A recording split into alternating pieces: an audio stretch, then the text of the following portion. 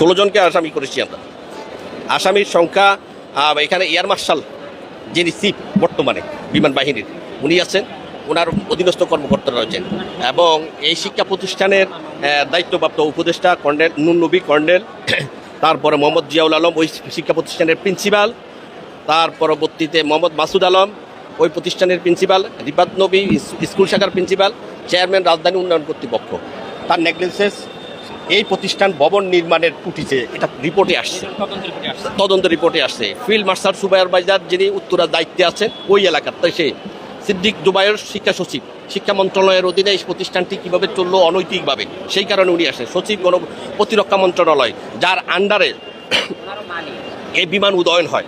Doctor Mohammad Yunus সাবেক প্রধান উপদেষ্টা এবং প্রতিরক্ষা বিষয়ক উপদেষ্টা অন্তর্বর্তীকালীন সরকার, গণপ্রজাতন্ত্রী বাংলাদেশ সরকার, তিনি নেগলিজেন্স ছিল। তিনি ওখানে দায়িত্বে থাকার পরে এই বিমানটি ত্রুটিজনিত বিমানটি কেন উদয়ন হলো এই কারণে, এবং তিনি জাতির সাথে একটা কমিটমেন্ট দিয়েছেন যে এদেরকে আমরা সর্বোচ্চ ক্ষতিপূরণ দিব। তাকে দুইটা সেকশানে নেওয়া হলো, 304 এবং 418-তে 2 সেকশানে তার বিরুদ্ধে লাই করবে।